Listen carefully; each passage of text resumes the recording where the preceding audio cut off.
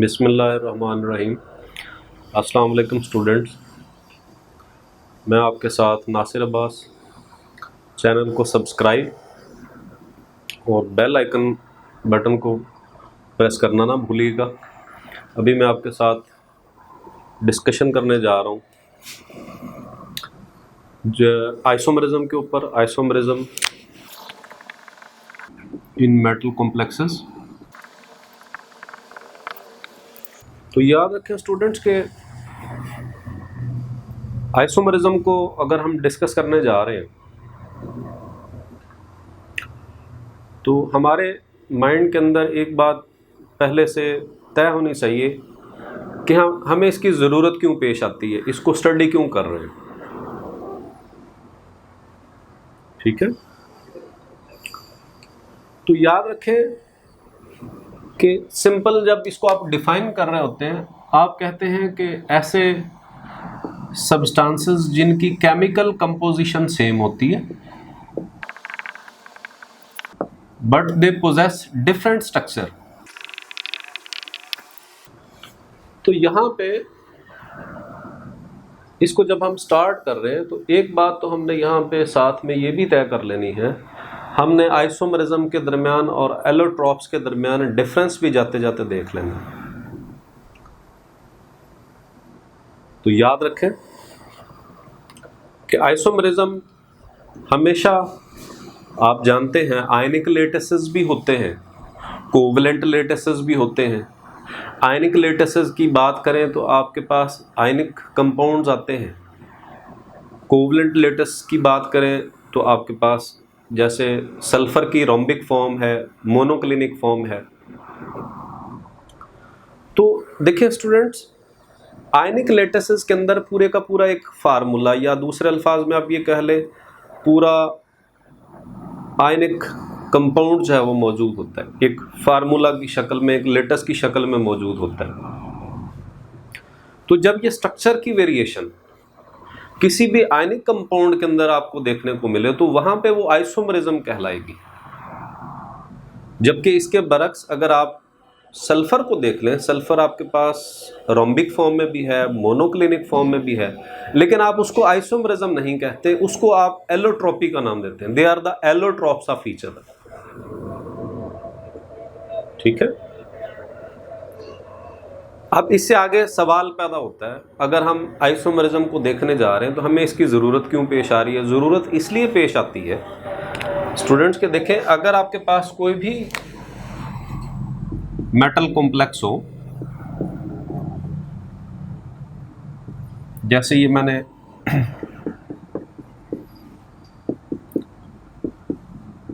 Trans एक structure लिया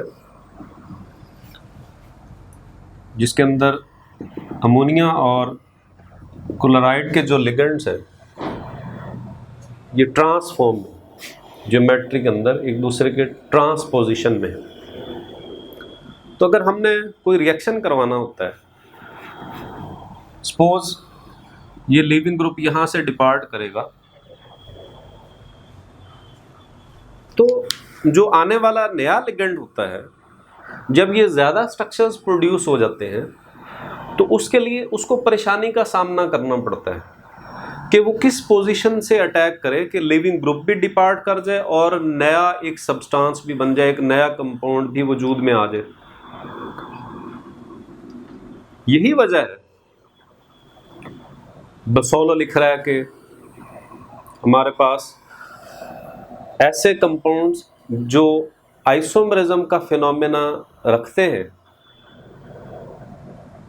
उनकी रिएक्टिविटी कम होती है, उनका रिएक्शन रेट जो है वो कम होता है। तो रिएक्शन रेट के पीछे बुनियादी वजह यही बनती है कि जो नया आने वाला होता है, जो लिविंग होता है, तो नया आने वाला कंफ्यूज्ड होता है कि किस पोजीशन पे कॉम्प्लेक्स के ऊपर जाकर अटैक करें।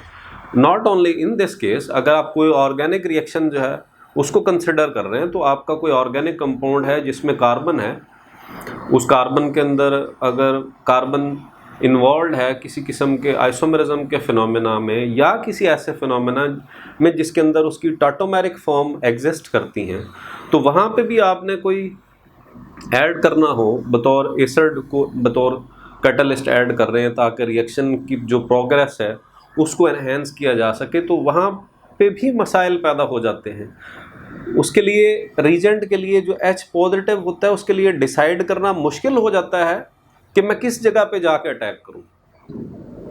तो इस तरह से रिएक्शन का रेट स्लो हो जाता है, रिएक्शन की प्रोग्रेस इतनी ज़्यादा नहीं होती। इसीलिए हमें यहाँ पे आइसोमरिज्म को अंडरस्टैंड करने की ज़रूरत पेश आती है। जबकि ऐसे सब्सटेंसेस जिनके अंदर आइसोमरिज्म का फिनोमेना बिल्कुल ही एग्जिस्ट नहीं करता, उनका रिएक्शन फास्ट होता है। उसकी क्या वजह होती है कि अगर फ़र्ज़ किया थोड़ी देर के लिए उसके अंदर कोई और फॉर्म आ भी जाती है तो फ़ौरन से रीअरेंज करके एक ही ज्योमेट्रिक फॉर्म के अंदर अपने वजूद को मेंटेन करते हैं, जिस वजह से उनके रिएक्शन फास्ट होते हैं। तो यही वजह है कि हमें इसको यहाँ पे कंसिडर करना पड़ता है। तो यहाँ पे कुछ इम्पोर्टेंट टर्मिनोलॉजीज़ हैं जिनको अंडरस्टैंड करना हमारे लिए इंतहाई अहम है। उसके बगैर हम इसकी जो सारी ओरिएंटेशन देखने जा रहे हैं हमारे लिए वो मुश्किल हो जाएगा। तो मैं इन कुछ नोटेशंस जो हैं वो लिखने जा रहा हूँ। उन नोटेशंस को आप याद कर लें, इनको उतार लें अच्छी तरह से कि आपके पास ये मोनोडेंटेट लिगेंड्स है,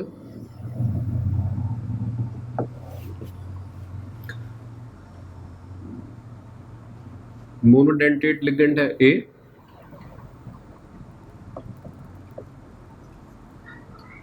इसी तरह बी, ए के तौर पे अमोनिया हो सकता है, बी के तौर पे हाइड्रोक्सिल अमीन हो सकता है। ठीक है, इसी तरह सी के तौर पे पिरिडीन को मैं ऐसे PY से एब्रीवेट कर रहा हूँ और डी के तौर पे NO2 को रख रहा हूँ।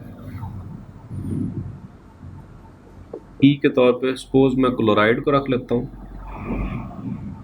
और F के तौर पे मैं ब्रोमाइड को रख लेता हूँ। इसी तरह बाइडेंटेट लिगेंड्स के दो पैटर्न हो सकते हैं, वो सिमेट्रिक भी हो सकते हैं, एसिमेट्रिक भी हो सकते हैं। अगर सपोज इस तरह से लिखा होगा AA, तो आप ये समझेंगे, सपोज इसकी मैं आपको मिसाल दे देता हूँ। मेरे पास इसकी मिसाल में एथिलीन डाइअमीन है,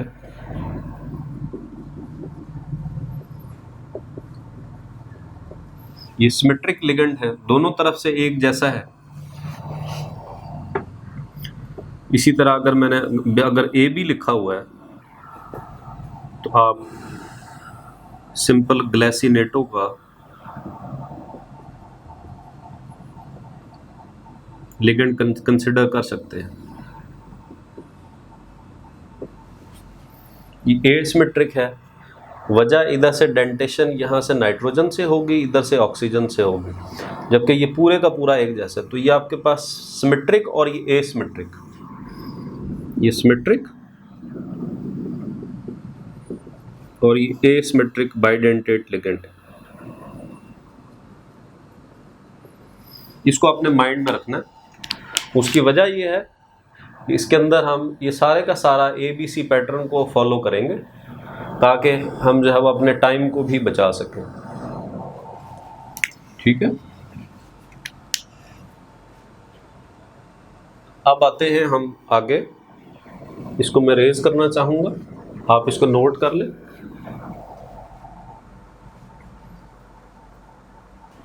तो स्टूडेंट्स याद रखें, ज्योमेट्रिकल आइसोमरिज्म में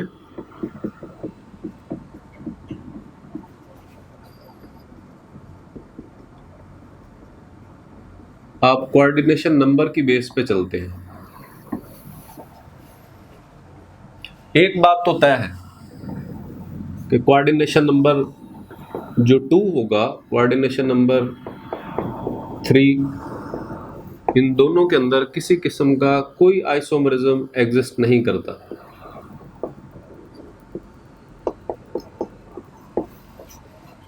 उसकी वजह ये है कि इनके अंदर कोऑर्डिनेशन नंबर 2 के अंदर और कोऑर्डिनेशन नंबर 3 के अंदर सारे के सारे तीनों के तीनों लिगेंड्स एक दूसरे के एडजेसेंट होते हैं, नेक्स्ट टू ईच अदर होते हैं।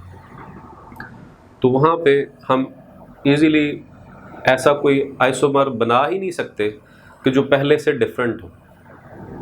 तो बात आती है अब कोऑर्डिनेशन नंबर 4 के ऊपर और 5 के ऊपर। तो कोऑर्डिनेशन नंबर 4 को अगर हम कंसिडर करें, इसके अंदर आपको दो पैटर्न देखने को मिलेंगे। एक पैटर्न ये जिसमें sp3 हाइब्रिडाइजेशन होती है और टेट्राहेड्रल स्ट्रक्चर आता है। दूसरी dsp2 होती है जिसके अंदर स्क्वायर प्लेनर स्ट्रक्चर आता है।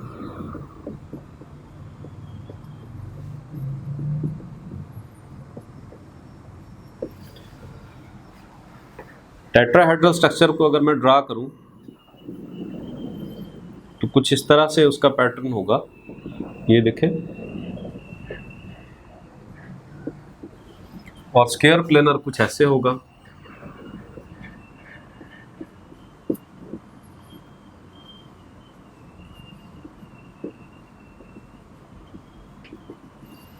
ठीक है।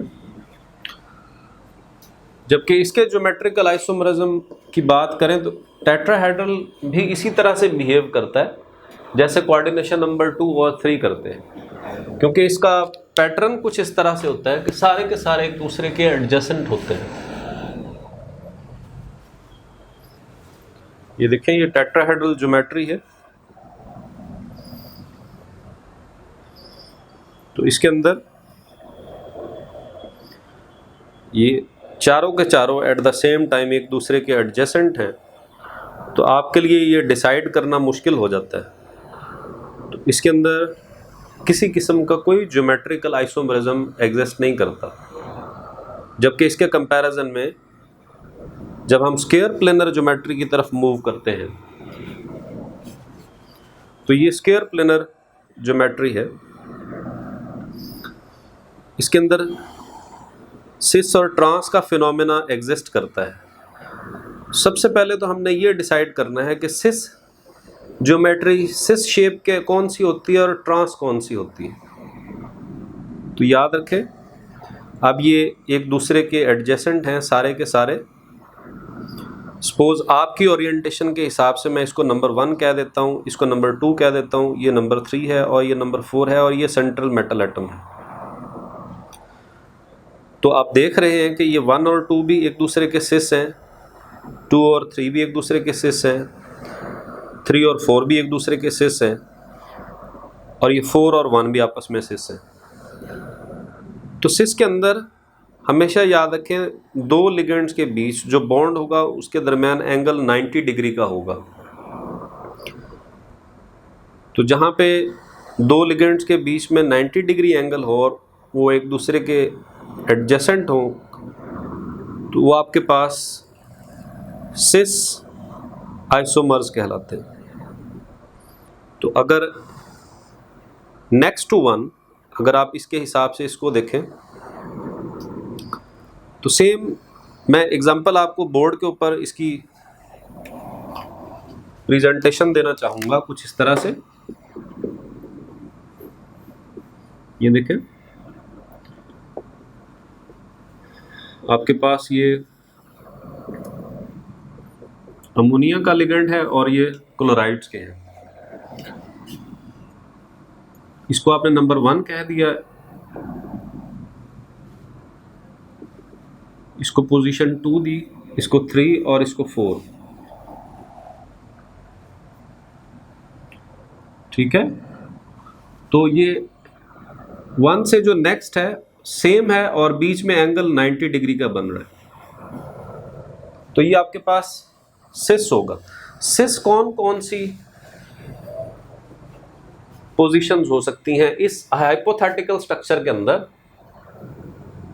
सिस और ट्रांस पोजीशंस के बारे में पहले नंबर पे हमें डिसाइड करना है।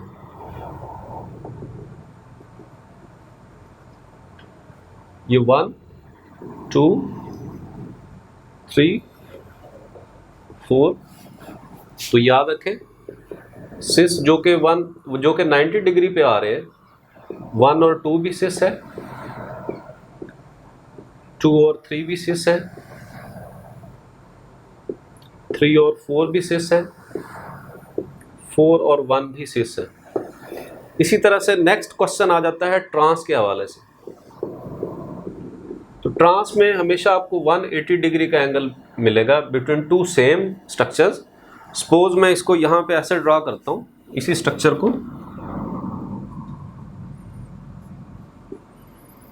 तो ये देखें सेम स्ट्रक्चर्स जो हैं वो 180 डिग्री पे चलेंगे।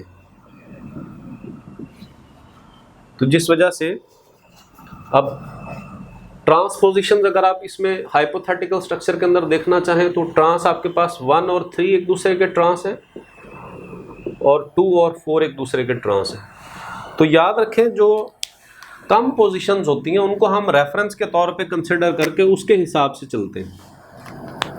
यहाँ पे सिस पोजीशंस ज़्यादा हैं तो यहाँ पे हमारे लिए मुश्किल पेश आएगी उनको रेफरेंस के तौर पे लेते हुए। तो हम 1 3 और 2 4 को एक दूसरे का रेफरेंस मान के उस हिसाब से आगे डिसाइड कर लेते हैं। तो ये मामला पेश आता है स्क्वायर प्लेनर कॉम्प्लेक्सेस के साथ। दूसरा पैटर्न हमारे पास ऑक्टाहेड्रल का होता है। ऑक्टाहेड्रल को इसके बाद हम पहले इसको स्क्वायर प्लेनर को वाइंड अप कर लेते हैं, उसके बाद हम ऑक्टाहेड्रल सिस्टम की तरफ मूव करते हैं। तो आए इसको उतार लें, उसके बाद मैं इसको रेज करना चाहूँगा।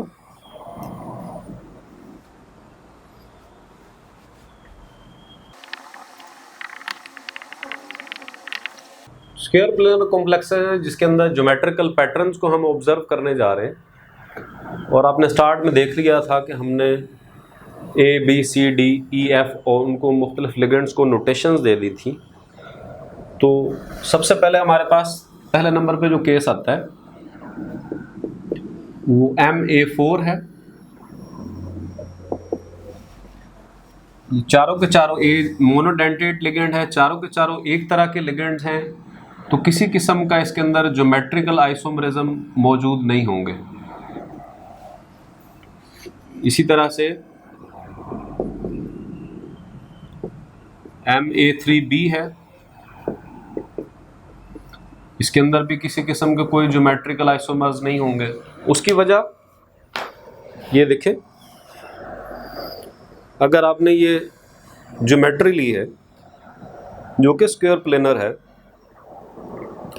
तो ये चारों के चारों अगर सेंट्रल मेटल एटम के गिर्द एक जैसे हैं तो कोई फ़र्क नहीं पड़ने वाला। अगर आपने फ़र्ज़ किया 3 एक जैसे रखे हैं जिनको मैंने A3 का नाम दिया है, ये फ़र्ज़ किया ये वाला, ये 3 पोजीशंस को मैं A रख देता हूँ, इधर B रख देता हूँ, तो फिर इस B को आप जिस जगह पे मर्ज़ी लगा दें कोई फ़र्क नहीं पड़ने वाला। तो लिहाजा इसके अंदर भी किसी किस्म का कोई आपको ज्योमेट्रिकल आइसोमर नज़र नहीं आएगा। जबकि तीसरे केस में MAA ट्वाइस है। आप जानते हैं कि AA को आपने बोला था कि ये सिमेट्रिकल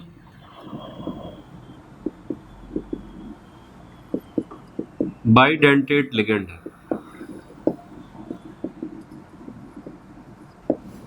तो ये सिमेट्रिकल अगर बाइडेंटेट है तो इसके गिर्द आप दोनों के दोनों आइसोमर लिगेंड जैसे मर्जी लगा दें, ठीक है। ये देखें इसके अंदर कोई नया ज्योमेट्रिक आइसोमर नहीं पैदा होने वाला। तो आप इसको लिखेंगे कि यहां पे भी ज्योमेट्रिकल आइसोमर्स 0 पैदा होते हैं। चौथा केस है हमारे पास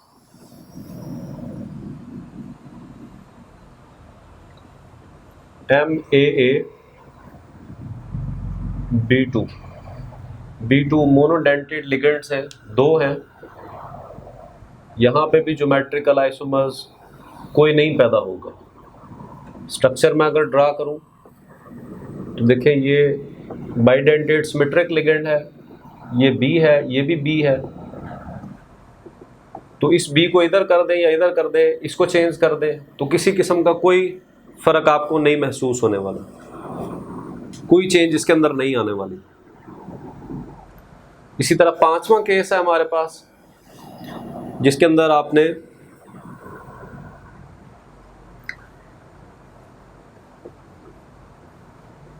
MAABC को कंसिडर करते हैं। यहां पे भी ज्योमेट्रिकल आइसोमर्स कोई पैदा नहीं होने वाले। वजह, ये भी दो अलहदा मोनोडेंटेड लिगेंड्स हैं, B को इधर कर दें, C को इधर कर दें, क्योंकि इधर एक सिमेट्रिक बाइडेंटेड लिगेंड लगा हुआ है, तो ये किसी किस्म की कोई इनडिस्टिंग्विशेबल स्ट्रक्चर नहीं प्रोड्यूस करने वाला। B को इधर कर दें, C को इधर कर दें, या B को इधर कर दें, C को इधर कर दें, तो कोई ज्योमेट्रिक आइसोमर नहीं पैदा होने वाला। जब आप लिगेंड्स की पोजीशन को चेंज करते हैं तो याद रखें इनडिस्टिंग्विशेबल स्ट्रक्चर्स पैदा होना ज़रूरी है। इनडिस्टिंग्विशेबल स्ट्रक्चर्स ऐसे स्ट्रक्चर्स होते हैं जो पहले वाले के साथ मैच नहीं करते 3D स्पेस के अंदर, तब आपके पास नया ज्योमेट्रिकल आइसोमर होता है। इसी तरह छठा केस है हमारे पास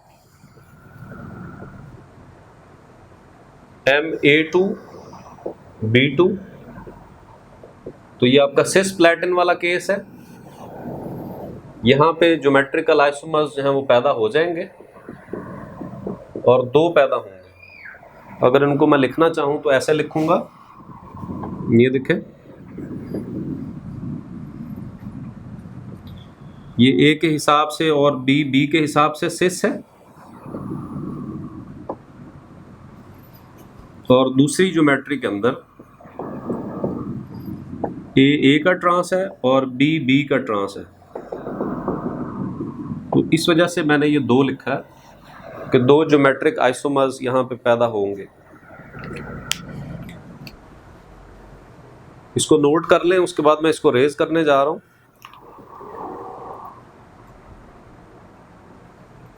नेक्स्ट हमारे पास 7th केस है, जिसमें आप MA2BC कर लेते हैं। इसके अंदर भी आपको दो ज्योमेट्रिक आइसोमर्स नजर आएंगे, ठीक है, क्योंकि A इसके अंदर आप रेफरेंस के तौर पे ले लेंगे। देखिए, जब A को आप रेफरेंस के तौर पे लेते हैं तो A के हिसाब से A एक ट्रांस आ गया, ये ट्रांस, और अगर आप इनको नेक्स्ट टू ईच अदर ले लेते हैं तो ये सिस फॉर्म आपके पास वजूद में आ जाएगी। ये इसका सिस आइसोमर होगा। नेक्स्ट 8वां केस है हमारे पास AB2। अब AB आप जानते हैं, पहले जो हाइपोथेटिकल नोमेनक्लेचर हमने लिया था उसमें ये एसिमेट्रिक बाइडेंटेड लिगेंड है।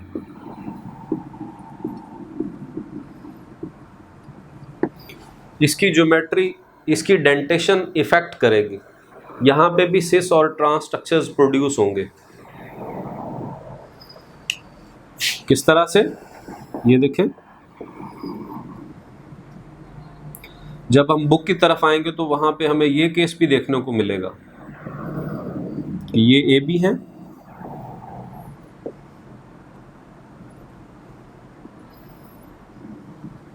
ये इनकी सिस फॉर्म है। उसकी वजह, क्योंकि इनके जो हाफ्स हैं वो एक जैसे हैं। अगर यहाँ से आप मिरर लगा के इसको देखें या इक्वल हिस्सों में तकसीम करें तो A के सामने A आता है, B के सामने B आता है, या इस तरह से भी आप ले लें। A के इधर नेक्स्ट 1 पोजीशन पे A है, इसी तरह से 2 और 3 पे एक दूसरे के सेम है, तो आपके पास सेम एटम्स हैं जो कि जिन्होंने इसके साथ बॉन्ड बनाया हुआ है। तो इसकी जो ट्रांसफॉर्म होगी वो कुछ इस तरह से होगी कि राइट साइड पे जो बाइडेंटेट लिगेंड है उसके अंदर मैं 180 की रोटेशन ले आता हूँ। ये देखें, ये A था और B था, इसको मैं यहाँ पे ला के ऐसे इन्वर्ट कर दिया। अब ये दोनों के दोनों हाफ जो हैं वो अनसिमेट्रिकल हैं, जिस वजह से ये आपके पास B का ट्रांस आ गया, A का ट्रांस आ गया, तो आपके पास ये ट्रांस आइसोमर बन जाएगा। तो लिहाजा आप ये कंक्लूड कर सकते हैं कि ज्योमेट्रिक आइसोमर्स इस केस के अंदर भी दो हैं। इसी तरह हम अगर इसका 9th केस कंसिडर करें, जिसके अंदर हमने बाइडेंटेट लिगेंड एक लिया है और मोनोडेंटेट लिगेंड BC के नाम से दो ले लिए, तो यहां पे भी दो ज्योमेट्रिक आइसोमर्स पैदा होंगे। इसकी आप इसी तरह से प्रैक्टिस करके स्ट्रक्चर्स ड्रा करके आप इसको देख सकते हैं। जबकि जो लास्ट केस है इसका,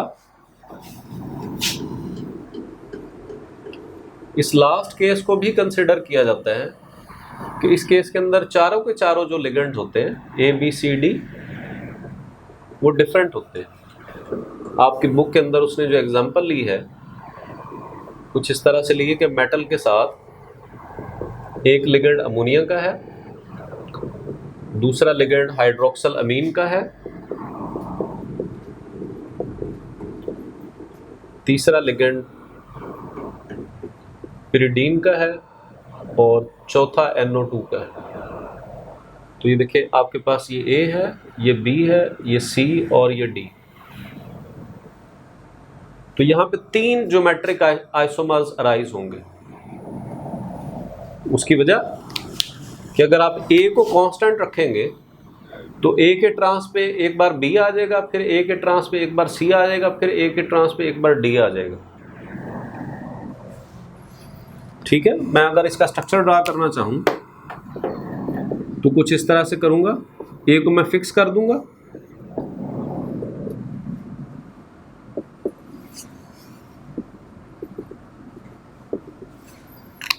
देखिए मैंने इसको फिक्स कर दिया, पोजीशन 4 पे है, इसको यहीं रहने दूंगा हर ओरिएंटेशन के अंदर, ताकि मैं इन 3 ज्योमेट्रिक आइसोमर्स को ऑब्जर्व कर सकूं। तो देखिए नेक्स्ट स्ट्रक्चर में ड्रा जब करूंगा तो इनको मैं शफल करना शुरू कर देता हूं। आप थोड़ी देर के लिए ये समझें कि यहाँ पे नहीं है तो इसके अंदर ऐसे रोटेशन दे दे, B C की जगह पे आ जाएगा, C D की जगह पे आ जाएगा, D B की जगह पे चला जाएगा। तो मेरे पास इसकी शेप कुछ इस तरह से बनेगी कि ये A है जिसको मैंने फिक्स रखा हुआ है, उसकी पोजीशन को मैं चेंज नहीं कर रहा। तो आप देख रहे हैं C की जगह पे B आ जाएगा और D की जगह पे C आ जाएगा और D बजाते खुद B की जगह पे चला जाएगा। तो एक आपके पास आइसोमर ये बन जाएगा। और इसी तरह से जो तीसरा केस है इसके अंदर आप मज़ीद जब शफलिंग करेंगे, किस तरह से एक की पोजीशन को फिक्स रखते हैं, कांस्टेंट रखते हैं, इसको दोबारा से D B की जगह ले लेगा, B C की जगह पे आ जाएगा और C इधर D की जगह पे चला जाएगा। तो मेरे पास जो नई ज्योमेट्री अराइज होने जा रही है वो कुछ इस तरह से आएगी। ये देखिए A को आपने फिक्स रखा हुआ है, D की जगह पे ये C चला गया है और D बजाते खुद B को रिप्लेस कर रहा है और B C की जगह पे आ गया।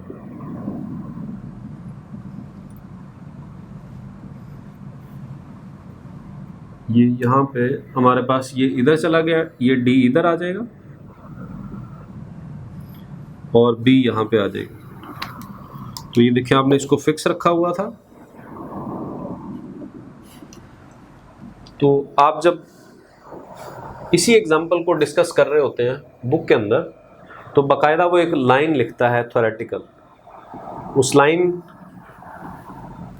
की कंक्लूजन वो कुछ इस तरह से है कि A के ट्रांस पे एक दफ़ा B आएगा। देखें A के ट्रांस पे आपको एक दफ़ा B मिल रहा है, A के ट्रांस पे आपको एक दफ़ा C मिल रहा है और A के ट्रांस पे आपको एक दफ़ा D मिल रहा है।